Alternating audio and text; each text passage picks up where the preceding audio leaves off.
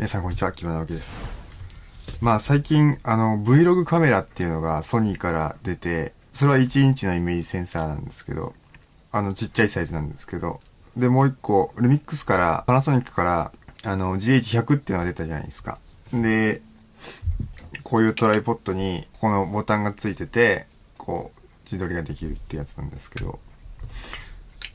やっぱり、最近需要としては、その Vlog とかを作るとか、動画をその一般の人が趣味で旅行行った時とかに、撮るっていうのが、GoPro じゃなくてもうちょっとよく撮りたいみたいなところで、もしかしたらそういう需要があるのかなっていうんで、最近いくつかモデルが出てると思うんですけど、ソニーのやつも、ルミックスのやつも、やっぱり10万円するんですよね。最初に。で、なかなかそこまで僕だったら最初に Vlog カメラを買おうという時に最初から10万は絶対出さないなっていうんで、結構その TikTok やってる経験から5万円ぐらいで手に入るやつないですかっつんで、聞かれることもあって、結構10万って高いんじゃないかなっていうのがあって。だから、大体同じ性能で中古で選べば、5万円で Vlog カメラって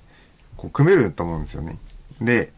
それになり得るのがやっぱりこの GX8 だと思うんですよ。オリンパスペンとか、ペン系の中古とか、EOS M 系の中古とかでも、サイズ感とかいろいろいいと思うんですけど、やっぱり僕はこれを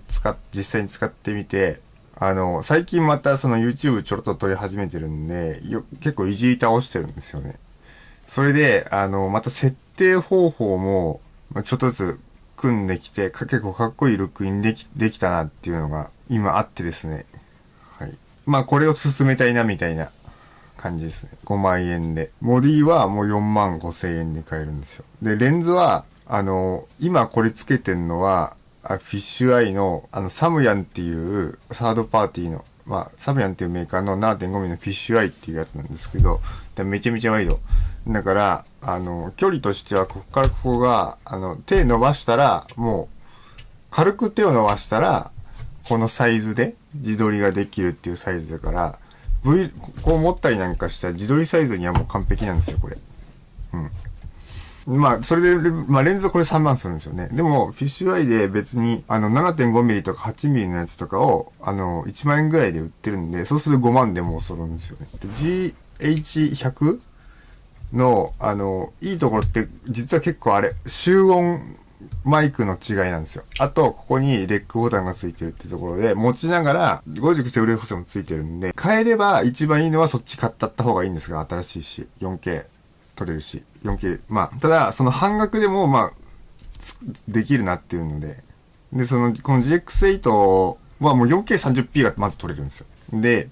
暗所耐性ははっきり言って弱いんですよ、マイクロフォーサーだから。で、解像度も、GH5 以降のモデルと比べると、この世代がローパスフィルターついてるって、解像度をなんつうんですかね、抑えてるモデルなんですよ。不具合がないようにするために、解像度を抑えてるモデルなんですけど、この GX8 っていうのは。で、ルミックスの純正のレンズをつけてないんですよ。1232ってやつがあるんですよね。ルミックスにはもともと。超薄型で、畳めるよ、パンケーキレンズなんですけど。で、それは手ブレ補正がついてるんですよ。電子手ブレ補正。GX8 は、手ブレ補正ついてるレンズだったら、動画でも、電子手ブレ補正まで効くんですよね。確か。二軸までは最近効くんですよ。レンズ手ブレ補正で。なので、そんな感じで、それでもすごい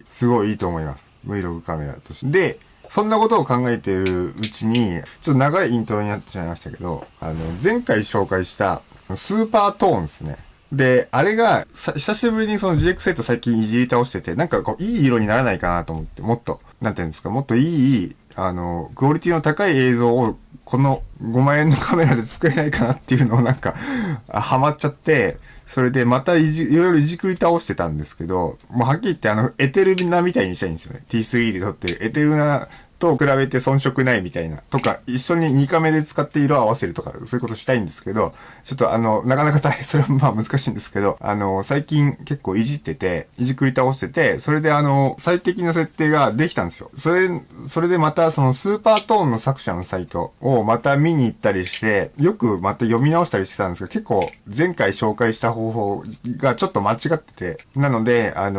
今、僕の GX8 は、ほぼほぼ、このカスタム設定で絶対いいっていう、この色の、フォトスタイルの設定絶対いい。もうこれでいけるみたいな。Vlog としてはこれで絶対一番かっこいいっていう、まあ、設定になったんで、それを、紹介します。だから、その10万円、Vlog なんかこうカメラ始めたいなみたいな。で、Vlog とかでこう動画できるやつがいいな。で、10万円ちょっと高いな。5万円でもありますよってことが一つで、それで、いろいろこでくり回して、すごいかっこよく撮るための設定が、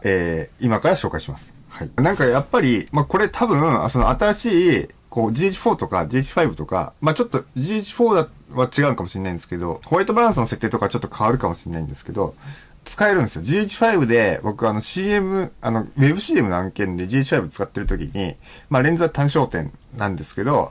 設定これで撮ったんですよ。で、やっぱり結構好評なんですよね。Vlog 使うより、こっちの方がやっぱりいい色になるんですよ。なんか知んないけど。なんかね、Vlog 使っても GH5 でさえも、薄いトマトジュースみたいな色にしかならなくて、まあ、それをちゃんと、カラーリスト、ちゃんとカラーグレーディングする余裕があれば、まあいいかもしれないですけど、それできないんですよ。そんな余裕。往々にして。ないんですよね。うん、だから、この、ちょっと参考にしてみてください。これで結構、やっぱり僕は、やっぱだいぶ好きっすね。まあ、もちろん、この後何もいじんなくて大丈夫なんで。なので、一瞬、その GX8、なんかあんまりやっぱり、その T3 とか、他のカメラと比べて、ちょっとやっぱり弱すぎて、HDMI モニタリングすれもないし、もうそろそろ売ろうかなと思ってたんですよ。スーパー 16mm じゃなくてマイクロフォーサーズのイメージセンサーだし、別にレンズ生きねえなと思って。で、そんなに対して、スナップにも使ってないしなって思ってたんですけど、ちょっとこれでもう今しばらくちょっと頑張ってみようかなっていうふうに、思い直した次第です。というわけで、GH5 とかでも多分ぜひちょっと参考に、まあ、スーパートーン回みたいな感じなんですけど、はい。で、高感度は、やっぱり3200がギリギリで、6400もちっちゃい画面で見る分にはそんなにわかんないですけど、ノイズはね、やっぱりしんどいですよね。うん、まあ、明るいレンズをつけて、一段分稼ぐっていう方法論が。でも結構夜でその Vlog 撮ってる時って6400まですぐ行っちゃうんですよね。だから、3.5 の1232のレンズはちょっと暗いかもしれない。3.5 はちょっと暗いかもしれないですね。夜はね。だから明るい街中とか、ライトの下とか、街灯の下とかだったら撮れるけど、そうじゃないところは、暗証はやっぱり。ただ、撮れないわけじゃないんで、まあもし旅行行った時になんか撮るんだったら、まあそういう明るいところをちょっと探して撮るのがいいかなと思います。まあカスタム設定どういう風にしてるかっていうと、まあ基本全部動画用なんですよ。まあレンズはサムヤンの 7.5mm がついてて、すごい近いんで二度リスには結構最適な画角ではあります。それで、マルミックスって全部こう C1、C2、C3 があるんじゃないですか。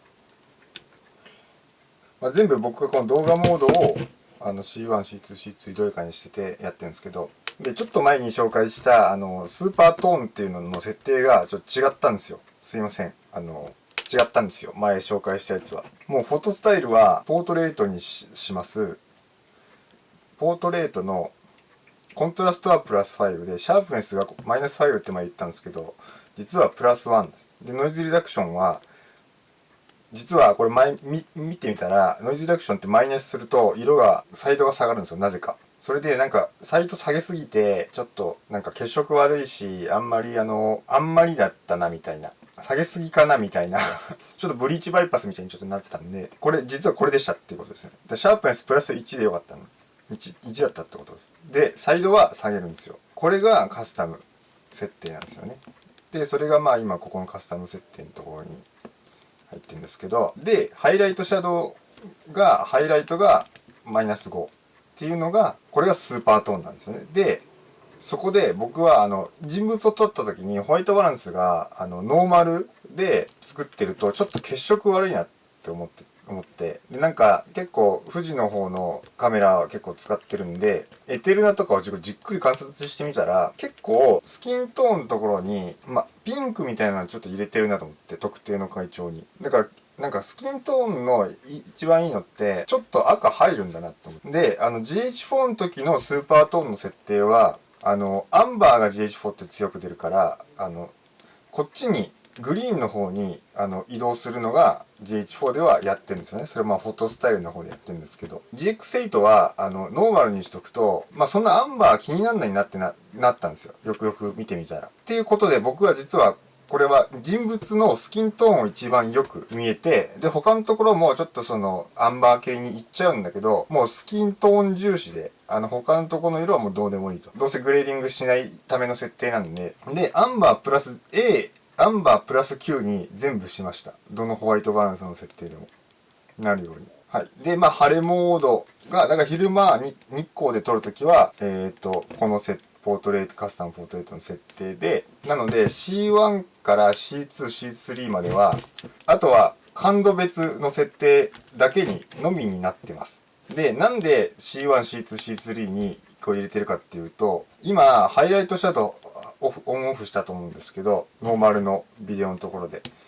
これを電源を入れ直すじゃないですか。そうすると、ハイライトシャドウが初期化されちゃうんですよね。だから、スーパートーンの設定ってそもそも初期化されちゃうんで、こうハイライトシャドウとかすげえ忘れるじゃないですか、後で。だから、C1 に登録しとかないといけないんですよね。で、今ホワイトバランス、ちょっと電球モードになってるんで、曇りモードとかにして、こういう今自分の顔、これかなりかっこいいんですよね。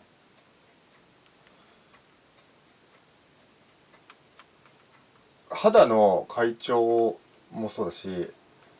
色もこれで完璧だなみたいな結構思います。はい。で、それがフォトスタイルの方の設定です。シネマ。だからちゃんとコントラストはっきり効くんで、かなりいいな。GX8 はそう。で、他のルミックスはちょっと機種によってちょっとずつ違うかもしれないんですけど、または個体差によってちょっとずつ最適なこのホワイトバランスのこの動かし方で違うかもしれないですけど、GX8 の場合は僕はアンバーに寄せるっていうことで、血色の悪さみたいなものを解消しました。これが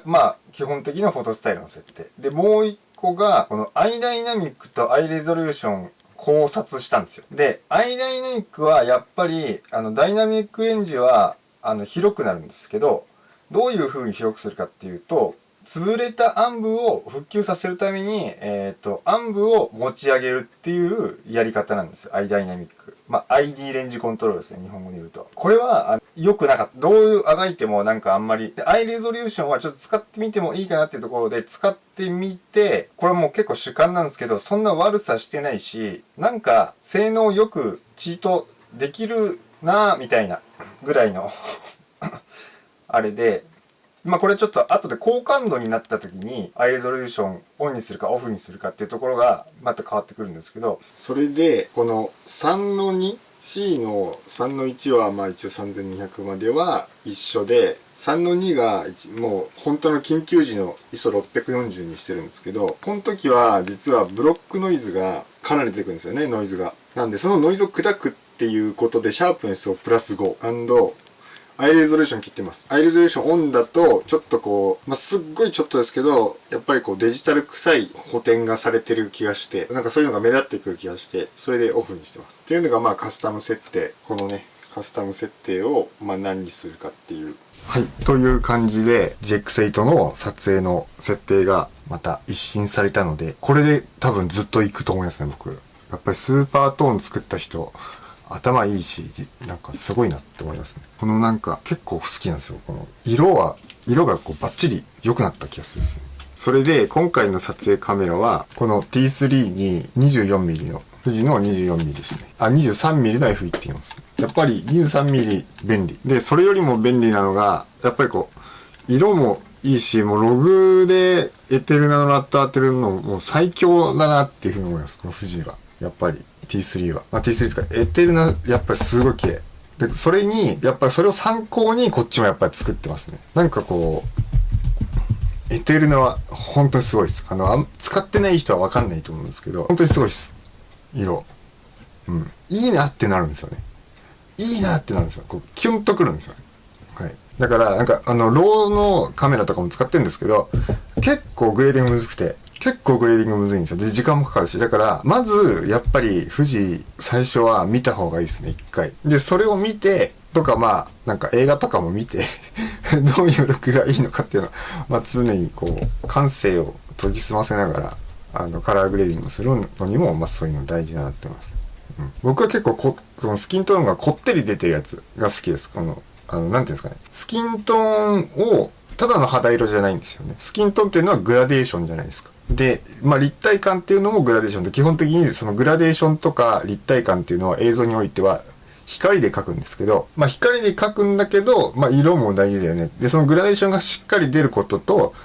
どういう色が出るかってところで、なんていうんですか、見た目の良さっていうのがあると思うんで、結構気に入ってます。僕はもう結構気に入ってます。今回のスーパートーン回ですね。スーパートーン回。はい。加えて、その Vlog 用途に、ルミックスの GX8、まあ、バリアングルで安いと。で、4K30p が撮れると。で、ちょっとこのマイクつけなきゃいけないのと、マイクのここは 2.5 インチ、3.5ミリと違うんで、1個、ここに変換かまさなきゃいけないのは、ちょっと面倒なところはあれ、このワイド 7.5 ミリなんですけど、サムヤンのこのフィッシュアイもいいです。だから10ミリ以下ぐらいの、まあ、12ミリでもいいんだけど、できる限りワイドなレンズでこの自撮りのバリアングルがあると、もうめちゃめちゃ便利で、もう YouTube 撮るにも、多分 Vlog 撮るにも、Vlog 撮るのにも YouTube 撮るのにも、基本楽だからこれ使うと思います。はい。そんな感じで、このようにですね、撮影の Tips、機材の Tips、ライフハック、占い、いろいろやっていきますので、よろしければチャンネル登録お願いします。それではまた。